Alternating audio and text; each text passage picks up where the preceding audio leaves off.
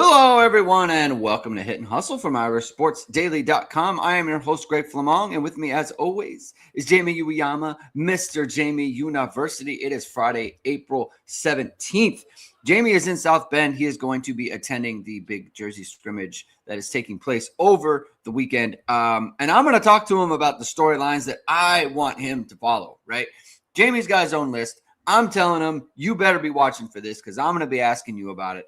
After the scrimmage is over, he's going to get to see the full practice. There's going to be a lot of intel coming out of this event. It's going to be a very, very exciting time. And so that's going to be the bulk of our show, talking about what I want Jamie to look for as we get a real look at the football team in the spring of 2026. So thank you, everyone, for tuning in this morning. If you like what you hear, please hit that like button.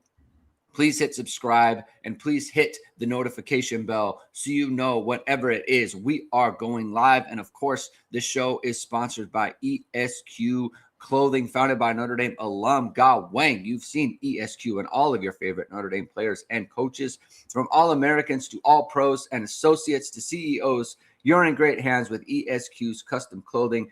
Whether you're looking for the perfect fitting suit, a standout sport coat, or a perfect tuxedo for weddings and galas, ESQ's master tailors blend traditional hand stitching in each garment with Italy and England's best fabrics. Check out Ge's amazing work at esqclothing.com and book an appointment to upgrade your wardrobe today. Mention ISD and get 10% off your entire purchase. That's esqclothing.com. Before we get started on Notre Dame football, some exciting news in the women's basketball front. It has really nothing to do with the current Notre Dame women's basketball team, but a former Notre Dame women's basketball player, Dara Mabry, signs a training camp deal with the Toronto Tempo. Let's go. I'm so excited. And then listen, I was borderline emotional. Dara has been through so much in just like the past, 5-6 years. Just coming back from injury, coming back from a knee injury. It was very serious. Like, it wasn't just an ACL. There was a whole bunch of complications that went along with that. There were blood clots. There was like moments where, thank God you found the blood clots kind of thing. Things could have got very serious. And she went to Europe to play. And she didn't just go to Europe. It was she was in, I want to say it was Turkey or something, and she was there, but then she was on then she went to a different team, but she didn't go to like a different team in the league. She went to like another country. It was all up in the air. She was sleeping in like a dorm inside the facility, like didn't have like an apartment for a time, and just grinding, getting buckets. And it comes across the wire that she signed a training camp deal with the Tempo. And so, she's got to make the team still. It's just a training camp deal. But the fact that she's getting an opportunity, couldn't be happier for her. And she's absolutely earned it. She has the best attitude.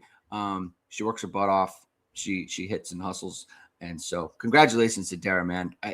We're trying to hook her up with chefs out there and everything. So Jamie's, helping out on that front as well. So just any thoughts on that, Jamie, before we get to the footballs?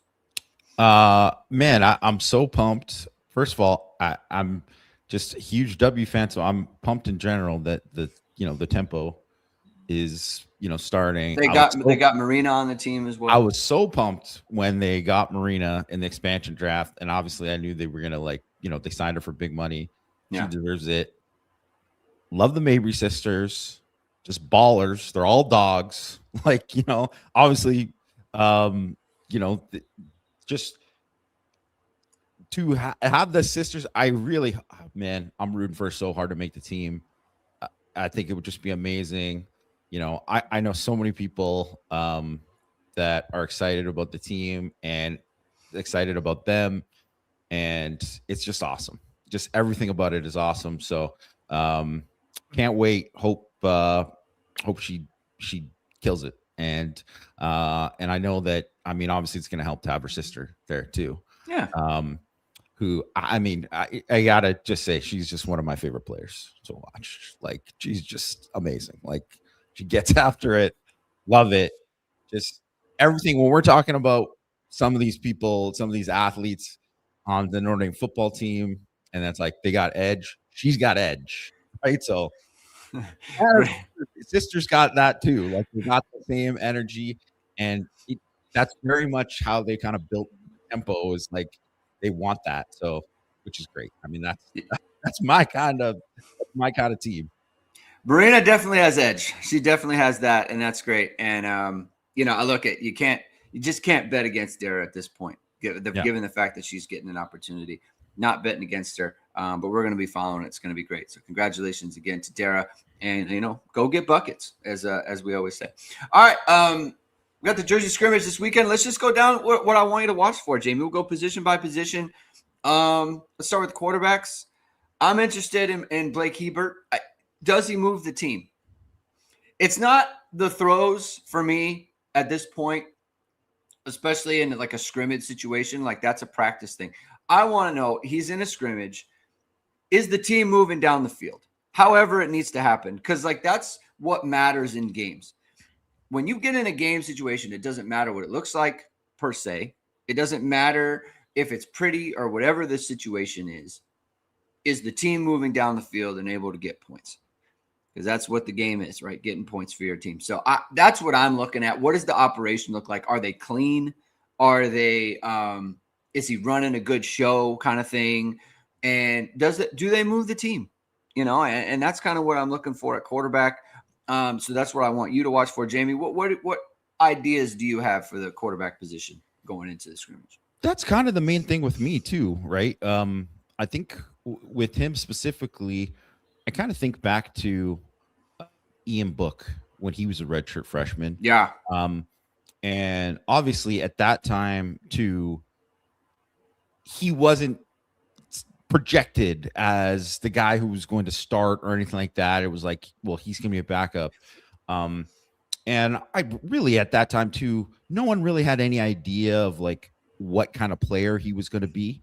And I'm not saying that this is Ebert's going to be like Book or anything like that, but right. I'm just saying at that time he showed, he's got a little something. He's got a little something. He could at very least be somebody who could be a good backup.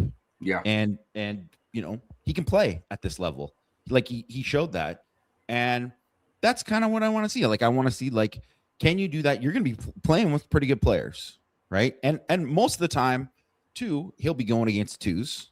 Right. He'll be playing with twos, but he'll be going against twos and stuff too. Obviously, we know Notre Dame's number 2 defense pretty darn good, right? They're pretty darn good too. But that just shows you too, like how he performs against those guys. It's going to matter, and I think too, with I should mention too with Noah Grubbs. Obviously, I want to see him, and it'd be great if he does well. But I always think with he's a freshman, he's an early enrollee. Can't overreact if it's like he has he throws a couple picks and he has a tough day or something like that, right? Yeah. And I'm not saying that's what I'm predicting or anything like that. I'm just saying that kind of go in with him, no expectations, and then just see what happens. But I'm excited to watch him. Obviously, you're excited to watch CJ Carr too and how everything's running there. If like it's weird because I remember like way back. I mean, it obviously didn't turn out great, but like 2016, I remember the spring of 2016 and seeing Deshaun Kaiser, and it was clear that he like made a jump from the player that he was in 2015. And obviously the talent around him wasn't the same and the season didn't go as good, but it was clear that he was just far different, especially from the year previously, just not even close. And I think with Carr, like it's not going to be a reflection exactly of who he is, that he has to show this or that. And who knows how much like how many reps he's going to get and all that too. Like they don't need to overdo it with him, but you just want to see like, that's something that I didn't see before, or he made something that he showed a lot in his first year starter, but is there new things in the bag, new things in the bag that he's added? Yeah. And I do want to make the point for the first time, maybe of many times in this show, like it is the spring, and if Hebert doesn't look good, or he doesn't move the team very well or whatever, that's not definitive. That's not forever. It's just the spring. It's a box that needs to get checked eventually if you're going to be the number 2 guy, right? And if he doesn't, then the door's open for Gerard, who's coming in the summertime, So it's at some point there needs to be a backup who can move the football team. And if it's Hebert, great. And if it's not, then he has the chance to do it again in the fall. And that also opens the door for Gerard and Grubbs if based on how he looks. So that's going to be something fun to watch, right? Just getting Hebert and looks and stuff. Cause like last spring, the last time we saw him, it's just like the same position Grubbs was in. Like, it's not fair to judge him, especially when they were in a quarterback competition and all the reps were going to Carr and Minchie, and Hebert was getting nothing. Hebert's getting a lot more now. So he's got something that he can work with. And so that's going to give him see the progress now. Yeah. Yeah. It's going to give him a lot better chance to impress people. Let's go to running back. I think that everyone's going to be focused on like Nolan James and what does he look like and everything. Personally, I am interested in Jonas Walton, and it's like, is he going to be a factor to try and get carries? Because you'll kind of see it, especially at running back. If you give a running back the ball, you could just kind of tell, like, hey, that guy, he might play. And I think we've seen that in the past where it's like, hey, he's got something, right? They got to put the famous one is Josh Adams in 2015, right? Where it's like, hey, he keeps breaking 70-yard runs. Like, he's going to get in the football game, and I want to know, is he even close to that? He doesn't have to be. It does. Yeah. This is one of those things that doesn't really mean anything for the football team in 2026 unless he just blows up, right? Because Sider's been talking a lot about how smart he is, about how he picks up everything, and that's great. But you do have to carry the football in a certain kind of way to get on the field. I want to know if that's an option, right? Because obviously, Ge Van Osborne hasn't been practicing because he's got the injury. So I want to see if there's something in that one of those freshman backs that can actually show something. Yeah, and I think it's pretty clear that Aeneas Williams or Nolan James has already put himself in a position to compete. Like the way that Jawan Sires spoken about him, it's pretty obvious that he is firmly entrenched in the mix. And there's a ton of buzz. Of buzz. And then obviously with Aeneas Williams, that's there. And unfairly, but just because of reality, Keedron Young, don't know until you see him back. Yeah, he's not playing. He's not practicing. So you can't count or discount anything with him. But I think, like you said, with Walton, it is one of these things where is he going to kind of force the issue? Yeah. And that can happen, right? That can happen. But really, too, it's one of these things with, especially with skill positions. It's like, are you making plays? Like, if he breaks like 2 in the jersey scrimmage, well, then all of a sudden it's like, oh, okay, right? Like, those are things that matter, right? Like, and obviously stuff like picking up the blitz and whatever and all that kind of stuff. But the thing is, too, is that if you make some plays, they start being like, hey, you got to come in here. We're going to do some extra to do some of the pass pro stuff because whatever. And not that he was one of these guys who seemed far along in pass pro as a high school player, but, just in terms of protections and all that kind of stuff too. But I think that is something where, even more so than the spring game, which is probably like, I think they're going to have guys hardly take part for the most part, or with the spring game. That's how spring games are now. So this day kind of means more for a guy like him. And let me tell you something about the spring game. Okay. There's not going to be, everyone's going to pick Walton, the, MVP or whatever, because they're not going to play James and Aeneas Williams isn't playing and all those other things. Like, they're not going to run the ball that much in the spring. They're going to throw it so many times. Because first of all, running is a little bit more aggressive and get people injured. So there's that. The second is like I think they're going to throw so many passes. Jonas Walton, anybody else won't get more than 8 carries or 7 carries or whatever it is. Like, there's just not going to be that many carries going around. They're going to give it to some like walk-on guys, running backs or whatever. Like, I don't think it's going to be that. So for me, the time to impress at running back is in this upcoming scrimmage when people aren't around and they're going to be a little bit more physical. That's just my opinion. Yeah. So take the under on running back stuff in the spring is my take. That I'm sure will age very, very well. We won't have to clip this later. All right, let's go to tight end. Let's go to tight end. I'm in on James Flammang. I've been kind of disappointed at the lack of buzz. No fault of James or anybody else.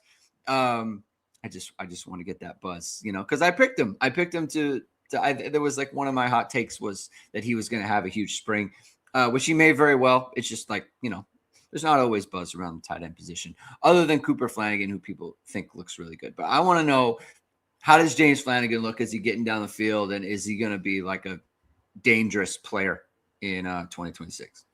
Yeah, I think in general for the tight ends, I think you want to see what they offer in the passing game, because you already know that Cooper Flammang, what he offers as a blocker.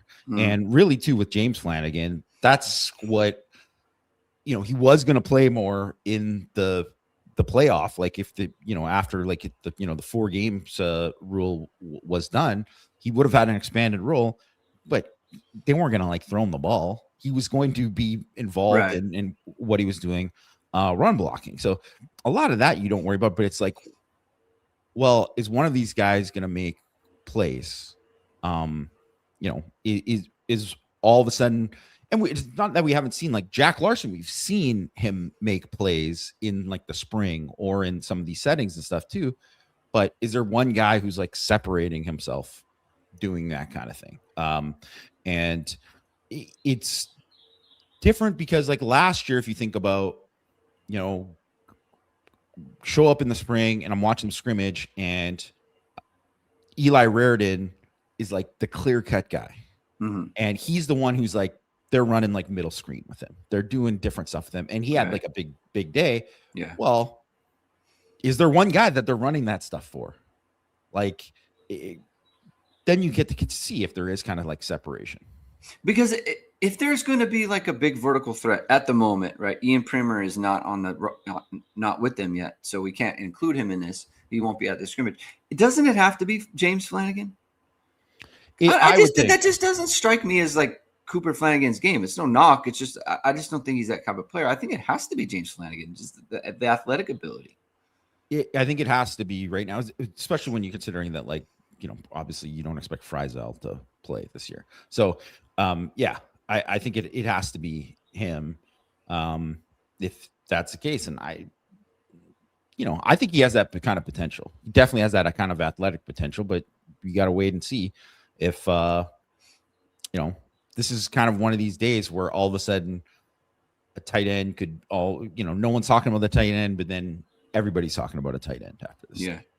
Yeah. I just want to know if it's there in his bag, if it's an option for him, or if it's like, hey, it has to be Primer, which could be fine. Right. I mean, people are very, very excited about him. Obviously he's one of the better tight end prospects they've had. Probably going back to like Michael Mayer. Well, like I would say too, because one of the things is like people knew that Eli Raridan was capable of that kind of thing, but they didn't see it really on the field until kind of late into his junior year. He runs the he runs a little slot fade, beats the guy in the touchdown for and he had like an earlier like a garbage time one was like off a fake thing that looked good. But you saw in practice, like he was always like, man, this guy is a freak. Like he is by the way, I don't know if you saw, but Nate Tice from Yahoo Sports. I did. Yeah. He's in his top 50. It's 150. Like I saw another, it was like, I don't know if it was The Athletic or if it was ESPN or who it was, had him like in the sixth round. Yeah. I'm just like, telling you right now, difference. That is a massive difference. And I was actually talking because I had dinner with Matt yesterday, and we were both agreed, like he's going to go way higher than all of these projections. I think he's not going in the 6th round. Like he's not, like, because the other thing is not just because, he's actually good and deserves it. Yeah, whatever. But people understand, like, these scouts who come in to Notre Dame, these guys have been talking about Eli Reardon since he was a freshman. They're like, who is that guy? Because you walk in and he is a physically imposing dude. I mean, people have seen the pictures of him like next to whatever, and they're like, holy crap. Like, he's in person, it's even more impressive. So he just one of, and so if you're going on these visits to these teams, he walks in, he's going to look better than the last tight end they brought in most of the time, like 99% of the time. So, and he's got the downfield production and all that kind of stuff, and he can be in line. And I don't know if he's a top, whatever. I'm not watching a film of every single draft prospect, so I can't say whether it's a top 50, but I have always been a bit surprised that he wasn't like one of, like, in more people's like top 5 at tight end, like the 5th tight end or something like that, or 4th tight end or whatever. And I just think he's gonna go higher than people thinks, or he's gonna get drafted late and then be a guy who are like, what the heck? Because if you look at, say, like, comparatively to Durham Smythe, who obviously has played a long time in the league, he's been a guy who started in the league. There is no comparison between, like, traits wise, much better player. Yeah, what Reardon has and Smythe has. And Smythe has played a long time in the league and whatever, right? He's had a long career. Reardon could be like, he's still not close to a ceiling. I don't think he's still a guy there's a lot of meat left on the bone there. So, so I'll just say too, just in terms of like Flammang or any of these guys, really, like, if they're not the guy now, whatever kind of thing, it's like there's still time to get there before it happens. But I just know that, like, I am really interested to see James Flammang specifically. I should mention, because we can't say Flammang because Vancouver, but James Flammang specifically, because and not just because I liked him as a recruit or anything like that, but when I saw him in August, you could just see how he moved different. Mm-hmm. Like, he moved different than the other tight ends, even than Eli. Yeah. Right. Like, he just has just a little bit more twitch, just a little bit more burst out of his breaks. Right. And he didn't even know how to run routes properly. You know what I mean? You could just see the athleticism with him. So I want to see if it translates. Yeah. I've always kind of thought of him in the same way as Eli too, just in terms of like similar type prospects. There's like I mean, first of all, I think they have kind of similar games, and also it's like the dad thing. Your dad was a Notre Dame football player too, so that kind of translates. So I'm excited for him to get an opportunity to show himself. Wide receiver. First of all, like, this isn't the big one. Just monitor Mylan Graham for me. Just soak that all in, because I'm pretty excited about that whole situation. I have been for a long time. I want to know who of the Elijah Burris, Cam Williams, I guess Caden Finley, Devin Fitzgerald, Bubba Frazier, like that cohort, which of them is like, oh, he's gonna play for sure. Like, because I think they could all flash in their own way, but it's like, which of those guys is gonna play big, like in games, like is gonna be a part of the game plan every week. It can't be all of them, and I think that it's going to be at least one of them. And I'm just very curious to know who that's going to be, right? Like, I think we know the 3, and if Jaden Greathouse is healthy, then he'll be in there as well. We know that will be the case. Who is that 5 and 6? And it's like they have to get on the field, kind of thing. I'm just very curious who's that's going to be. Yeah, and I mean, really too, it's like about kind of like consistency with it, because I think, well, just going back to last year too, it was CJ Carr pulled it on an RPO slant to Cam Williams, where I can't recall the corner he was going against, but he beat the corner clean off the line, and he was going for 60 if he caught the ball, drops it. Yeah. And then, he's obviously not heard from during the season or anything like that, but that is the kind of play that all of a sudden he does that. And it's like, it does change. And it's not just one play that does it, but sometimes it does get you the next chance. Right. So, I mean, I'm watching all those guys, obviously, but Cam Williams, he's definitely on that list. And for that matter, too, like Micah Gilbert, yeah, I think he can be really good, but I just want to see, like, how good are you right now? Like, where, you know, where are you at where, like it doesn't mean anything. If it's like he only has 2 catches on the day and they're for like 17 yards, okay. It doesn't mean he Did he won't be catch 2 back. passes against Leonard Moore? Yeah. But or even if, say, he doesn't catch it, but it's like, hey, they're going to him. Like, they're like, or he got separation. Yeah. Or they're making an effort to be like, hey, because that's what I want to see. That's what I want to see from him specifically. And I think just for him in general, like, you kind of just want to know, or Graham or whoever, but like, just can I walk out of that tomorrow and say, certified dude? Yeah, it's certified. They're going to be somebody, like, not just like, hey, they're going to help the team. Like, oh, just expect big things. I think there's also the wild card of Quincy Porter just kind of sitting there. You know, he's coming in as a boundary guy. So that's kind of, whether it's Cam Williams or whether it's Mikey Gilbert, like, you want to make sure you've got your spot because, we don't know what Quincy Porter's going to bring, but we know he's a good player. We know his bona fides are up there. Quick thing about the Caden Finley situation, one-handed catch. Big time catch. First of all, I mean, diving, like diving one-handed, like that's big time catch. It happened in team. It looked like it happened in team. Yeah, it was team. And one-on-one is different than team. So much different. It gets processed differently by everyone. There's some guys who cook in one-on-one, but they're not doing that in team. Yeah. Doing it in team against, like, when doing it looked like a red zone drill, first of all, because they're already down there. It's in the end zone. Doing it team in is team, 11 on 11, just for people who don't know what team is. Just so and it's against a guy against like Luke Talich, who is like, they want to play him. They want to play him a lot. He played a lot last year, which isn't. I'm making no commentary on Luke Talich, the player. It's just like, for the coaches, it's just making a play in a situation where it's up against the guy who you're going to play a lot, and you make a one-handed catch. Again, in one-on-ones, it's like, that's a cool thing. In team, it's like, this is actually for a touchdown. You made a play. It just gets processed differently by everyone. I just think that's notable, And so that just goes into, like, I think Caden Finley has a chance to make himself a factor. Right? Love the reaction from everyone too. Always love to see that, when guys are genuinely excited. That's one thing. Okay. You can say about, they show these clips. Well, what can we really learn from? Nothing, really. It's meant to hype people up, right?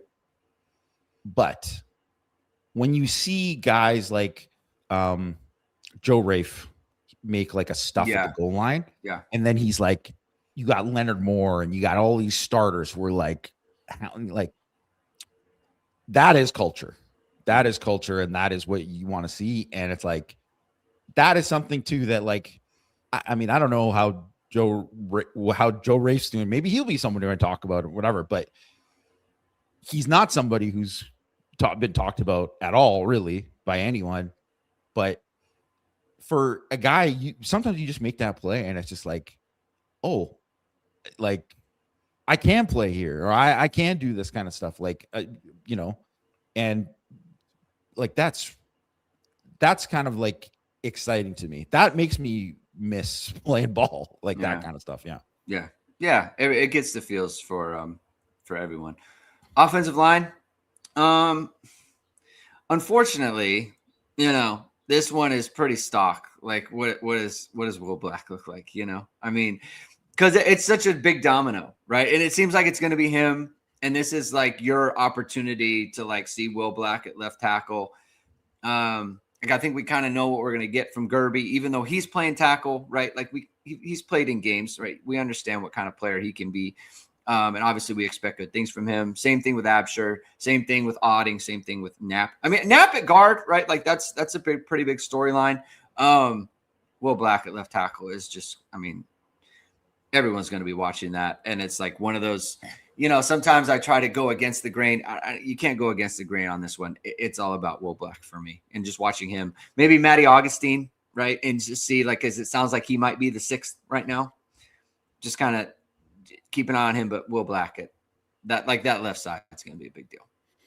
Yeah, and I would say also Sullivan Garvin, not Sullivan Garvin, sorry, Sullivan Absher. Oh, yeah. Although I do want to see Sullivan Garvin too, right? I always like watching those freshmen guys, yeah, just to see, because I think like you can't count anyone out who it looks like they're swimming in the the first spring for linemen specifically. But when there is a guy who's like, you could tell like Matty Augustine, you're like, oh, he's a player.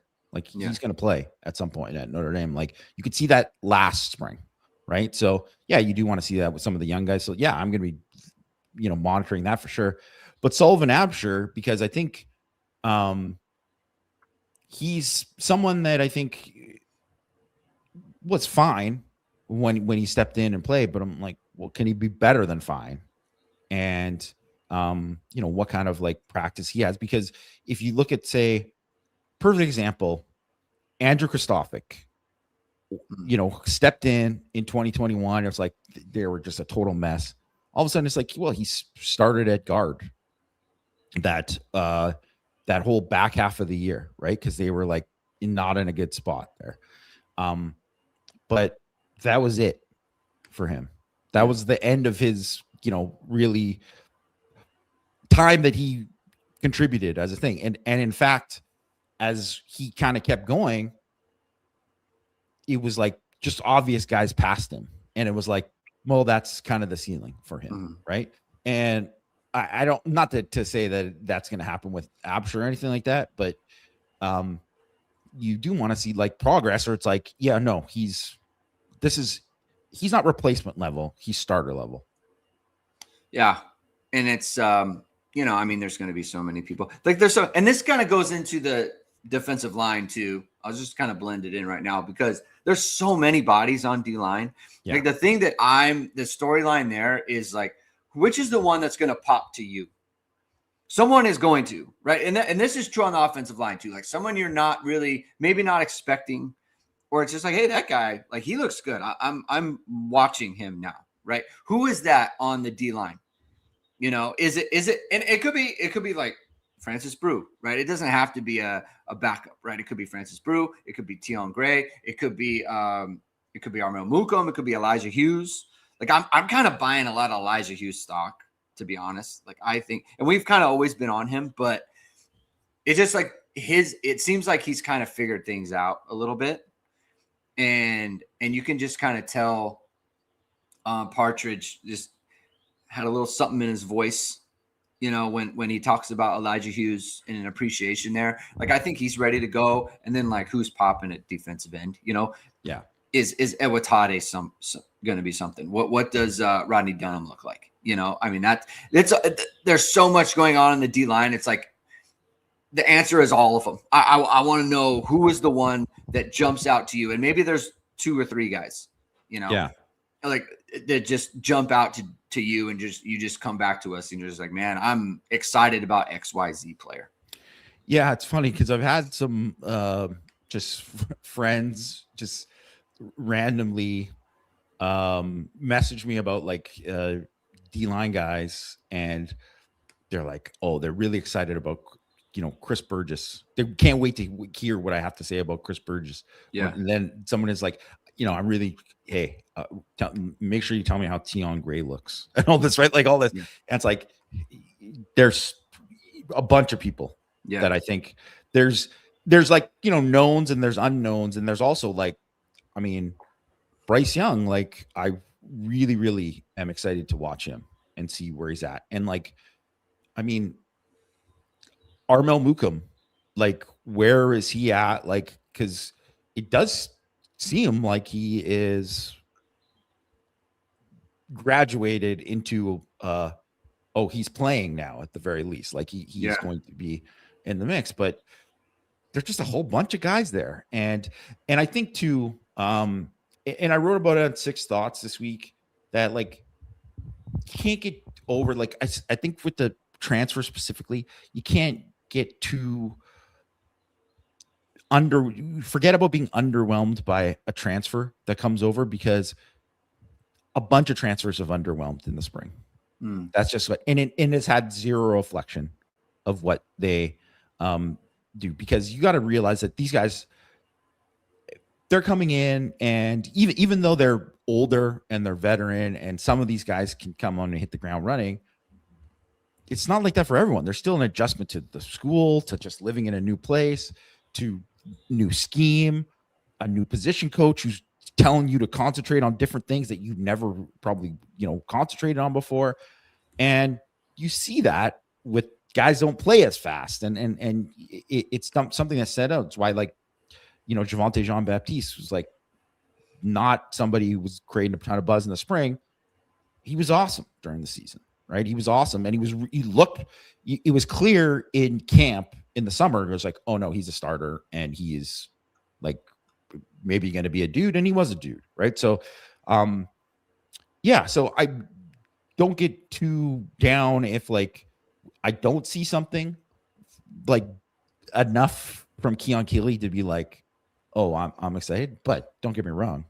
I want to see Keon Keeley do something and be like, oh, everyone, it should be not at the top of everyone's list, but it should be like on the list of like people saying Keon Keeley 5-star unlocked, like that's what they want to hear. Right. And I hope that's what I'm talking about. I mean, there can be negative indicators, from a body language standpoint, like the way that they go about things and the way that like maybe the staff interacts with them. Oh yeah. And that would tip you off, right? I'm not saying that's going to happen. I have no idea, but like it's almost less so the play on the field and more so like how engaged the guys are and all that, because it does say something, or just how much opportunities are they getting? Like when,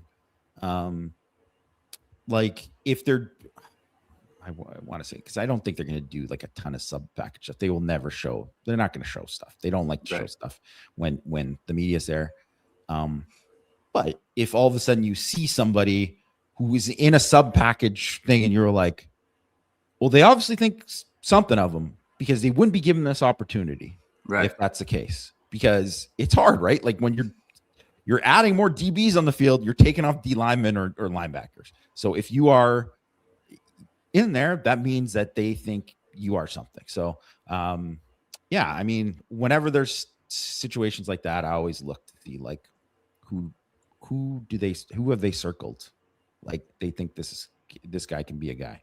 Yeah. Like the presence of them out there, even if the reps don't look good, the fact that they're getting them is an indicator. It's like, no, they feel they want that person to be that. Yeah. Yeah. They feel good about it. It's like, it's just not there for whatever reason at this moment in time, right? April 18th, it doesn't have to be right away like that.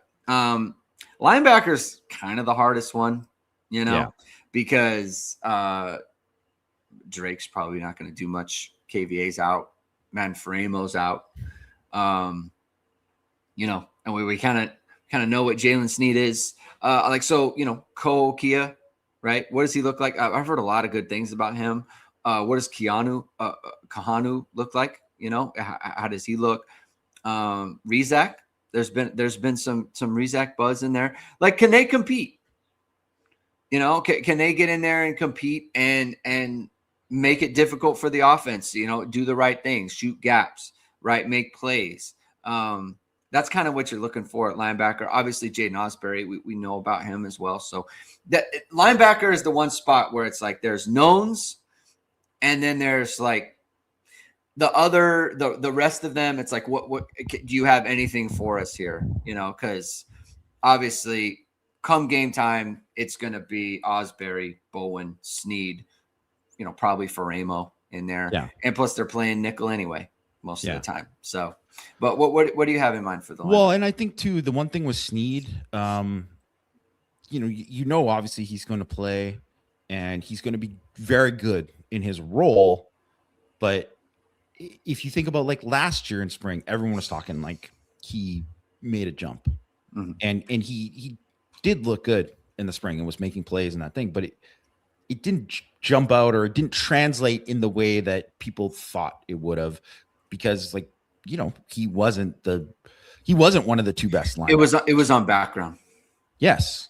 So I can't get too hyped if it's like, oh, Snead had a great day. It's like, well, great, but it's got to come out in the fall. And that's where you're kind of seeing it, just in terms of being a 3-down player. Because we know he can be a terrific sub package player, and he can do a lot of things a certain way.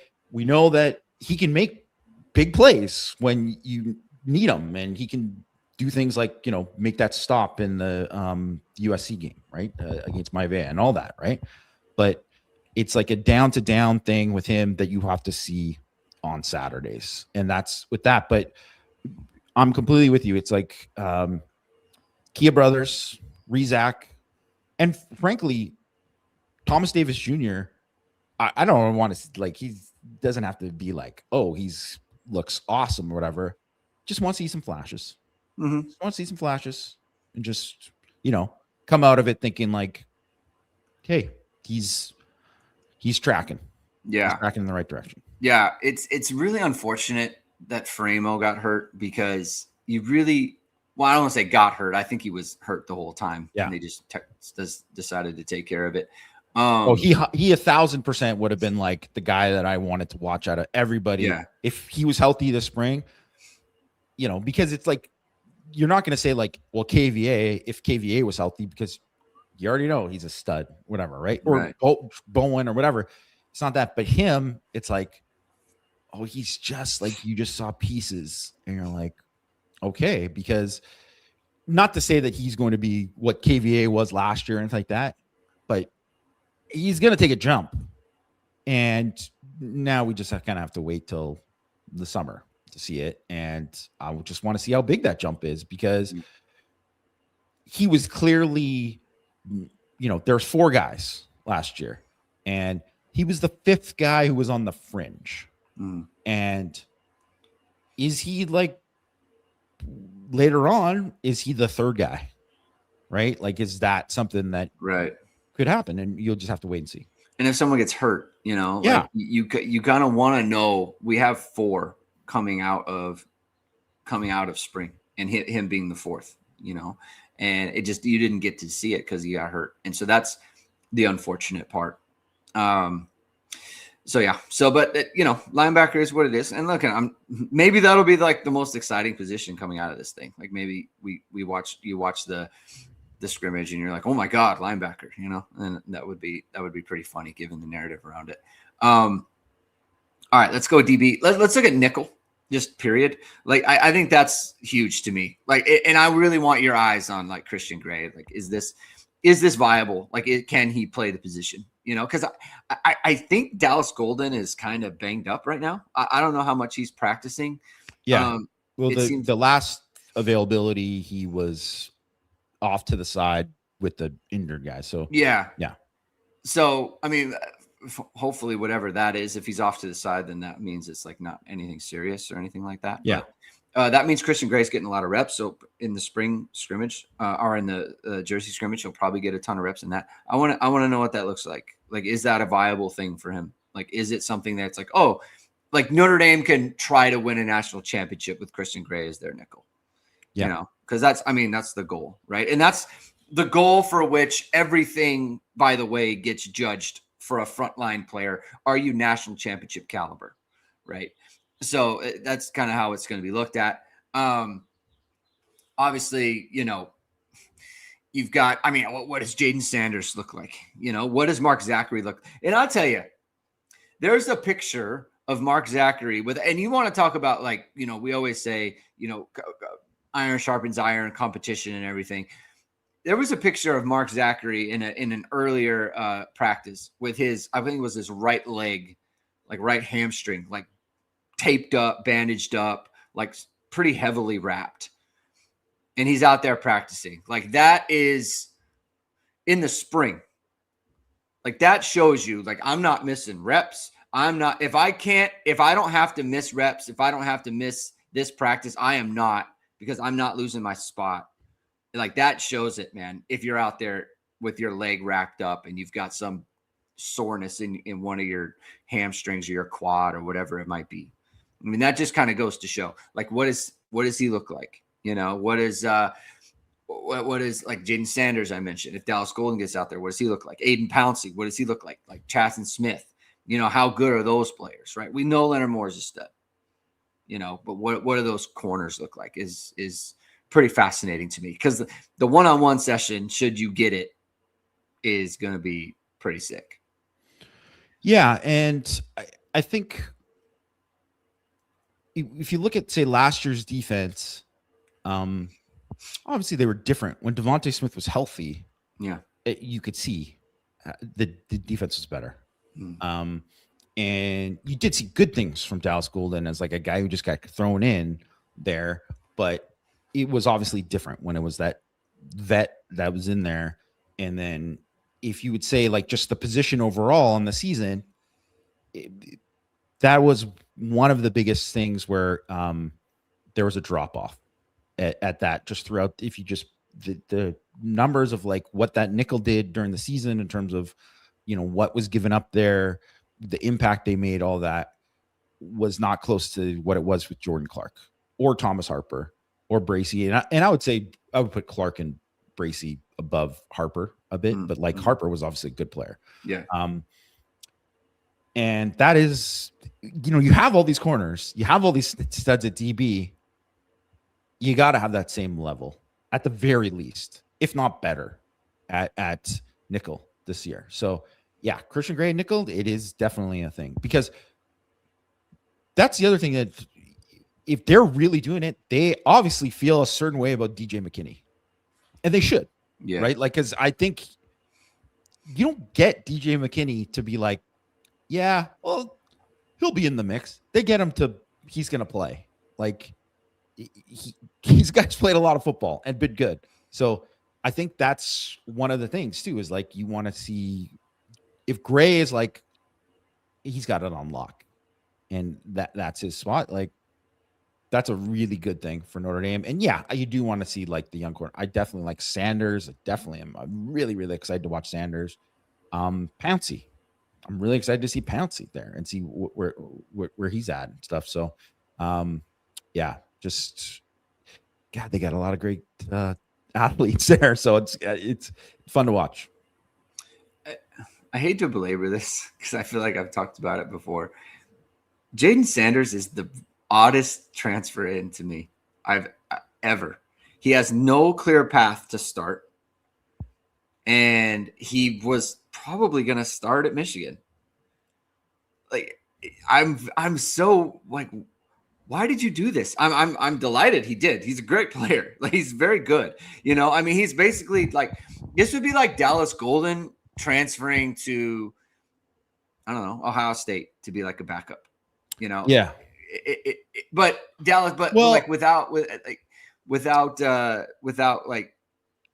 I Christian do, Gray, you know? yeah, I do understand what you're saying, but I also think that if you were someone, I could see how it would be easy to sell someone like him to be like, hey, well, first of all, if you're good enough, you'll start. Like, we're just not going to, we're going to deny you if you're the person.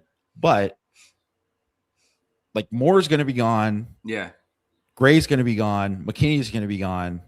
I mean, after, yeah, if he wants, it's all like that. Then it is a clear path.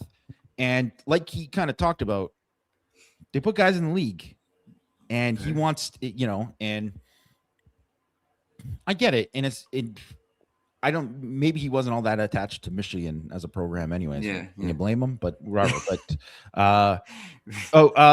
Raymond Harden, Reddish is banged up. He had to get shoulder surgery. Yeah. So he's out for the spring. He'll be back in the summer. Yeah. Yeah. So, I mean, I'm delighted to have Jaden Sanders. He's like very good player, you know, but most times guys like that go to like, well, I'm going to go to I'm just picking around with Louisville because I'm starting and play 750 snaps or whatever. Yeah. Yeah. I mean, look, there's no better place to kind of go. And then like safety. And you know what? Are you guys going to get a chance to talk to the staff? Just Freeman's got a press conference after. That's it. Just Freeman. Okay. I'm supposed to be out there. I almost went to this one. Mike offered to send me to this, and I thank God I didn't because we're super busy and Amy's leaving. But I have an opportunity to go in the summer, and I want to ask Chris Ash, like, what does it mean? Because I was thinking about it. This doesn't really happen very often where you have both starting safeties back. That's kind of a rare thing. And like, because everyone's talking about like CJ Carr coming back plus offensive coordinator, right? You have both safeties plus DC coming back. Like, what does that do? What can you do now that it's like, oh man, we got like 2019. both of these guys? Yeah, a little bit, right? And and then you had Kyle, obviously, and that was a big factor as well. But like, I mean, but like you go back that far, like 2019 when you had Gilman and Elliott back, and like, I think Adon Schuler and Tay Johnson are kind of a level above than Gilman and Elliott, as good as they were. Like Elliott's, I mean, Tay and Adon Schuler are both NFL caliber prospects for sure. Yeah. So like, what does that mean? And especially when you have Leonard Moore too, like it just like, what does that unlock for the defense that maybe wouldn't exist otherwise? Because I mean, shoot, man. I mean, you've got 8 and 9 back there. They're awesome, and Tay seems like he's ready to really take off. Yeah. And I mean, I'm really excited to see Ethan Long and Joy O'Brien too. And then there's the Joy O'Brien thing. Yeah. Just kind of hanging out there. And not that we're going to see a lot of it. I don't expect to, but Luke Talich, how they used him last year and how they talked about like, well, he's done some linebacker and whatever, which isn't surprising because he kind of did a little bit last year in certain situations. Like dime? As like the dime linebacker basically. And that is how he's going to play in the NFL. For people who don't know, like he will play. He'll test really well. He's just going to be a guy. I don't care if he gets drafted or whatever. I'm just saying he's going to play in the NFL because that his body type, athleticism, and what he did well last year at Notre Dame. That is an NFL role. That is an NFL role, and more teams are like going with 13 and 12 personnel, and they want to have DBs on the field because they know that they're going 13. McVay's running 13 because he wants to pass. Like he'll run it with Kyron Williams, but he's doing it to play action and do a whole bunch of different stuff. And you have to combat that because it's like, if you just go heavy and you have linebackers, that is something that, you can get exposed with. Right. So it's either got to be a specific kind of linebacker who can cover it, or it's got to be somebody who's a hybrid, and he is a hybrid. And so one of the things this year, because BYU just finished their, not to dip into separate things, but whatever, it's kind of related, but BYU, looking at BYU, what they're this year, first of all, they lost their top 3 receivers, right? They had one guy who was like an all-conference tight end, and the other guy was an all-conference receiver. And then the guy who was supposed to be the receiver, he got kicked off the team for a sexual assault charge. So that's their 3 main guys throwing the ball last year are all gone. They really don't have like clear-cut receivers of like who's going to be the guy, but they brought in 2 transfers at tight end. One of them, Lyons from USC, who was a good player, a really, really good player, and probably would have been like a starter on a lot of other teams. But, it's him and Lake McCree where they're there. And he could be, I think he's going to be like a focal point for them. And they brought this other kid from Oregon and they were like raving about them in the spring.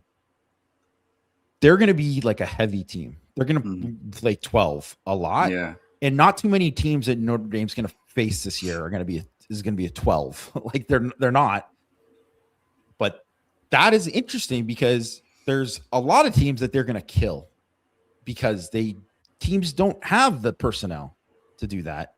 But I think about at that point in the season, KVA should be back and hopefully back to the same level he was. Yeah. And you have KVA who you can stack on the line, and certainly Schuler can do some of that too. But then Talic is like that other thing. And how many defenses have that? Right. Where they have those, like, not a lot. And I think he's going to be someone like in that game, in those kind of specific games, he can really, really have success and really kind of show exactly like why he's got a chance to play in the league. So, yeah, not that this is less for the spring of like, hey, I'm going to be excited to see what he does tomorrow, but I'm going to, I'm going to be excited about what he does this year because I think there's going to be some interesting things. You know how we always talk about like big slot? I mean, it could be like big nickel. It's definitely like that. Like they're talking about linebacker. What you're really talking about is just a nickel. Yeah. And look at it's like there is kind of that aspect of like he's not the caliber of players as these guys, but like the JOK Kyle thing where it's like they're big and they can cover and they can, but they can also like they're also aggressive, and they can come up forward and play the run as well. Right. It's just like that kind of role, and look, I wouldn't surprise me if he was a starter, where it's like, we don't necessarily want a linebacker out there, but we also don't necessarily want Christian Gray out there or Dallas Golden out there. We can put Luke Talic in there and then he can do it. There was a question about Ty Washington in here. That's what about Ty Washington? Feel like he could be used more as a receiving threat. He was known as a vertical threat out of high school and with Arkansas. It's one of those things like maybe that pops in the scrimmage, right? Like maybe he runs vertical or he runs a corner route or some kind of route where it's like, oh, that like Notre Dame has something there, He's been in Notre Dame's weight program for over a year now, right? So there was a comment later about how he reshaped his body. There's 100% an opportunity for that to show itself in the scrimmage, right? I'm not going to rule anything like that out. It's like one of those things. I'm not going to predict it, but sure, right? Like definitely something to be watching for. Anything else from you before we head out of here? No, I think it's just one of these things where we talked about all these guys, and it's like feels like we listed like 40 guys. Because it's just really what it is. It's like there's a whole bunch of guys that are super talented that it's just going to be about whether or not they can kind of like break out and show a level of consistency where they're in there with that top group.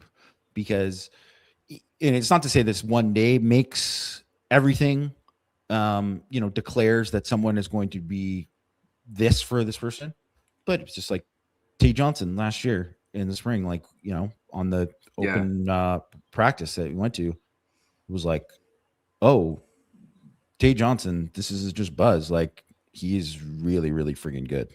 Yeah. And this is going to happen this year. It's just, where is he going to be at? And then it turns out that by the end of the year, it was like, oh, he is just on that level now. Yeah. It's a time of year where it's like you can't lose a spot, but you can go towards gaining a spot. Yeah. And that's what we're looking for. So, all right, we can end it there. Thank you everyone for tuning in today. If you like what you heard, hit that like, hit subscribe, and hit the notification bell so whenever it is we are going live. Check out irishsportsdaily.com over the weekend. Matt's going to be on hand. Jamie's going to be on hand. I want to see if we get Rick Kimball to take pictures. We've also got Kira Jones taking pictures for us. She's doing a great job. Check out Kira Jones on the Twitter machine as well. She's done some really good stuff for Irish Sports Daily. taking photos at practice. So stay locked in. I don't know when Jamie and I are going to be able to record because he's got to get out of town fairly soon. But there's definitely going to be a lot of reaction to the scrimmage coming from us over the weekend on the website, and then on Power Hour and Hit and Hustle for next week. So, all right, have a good weekend, everyone. We will talk to you soon. Keep hitting and hustling.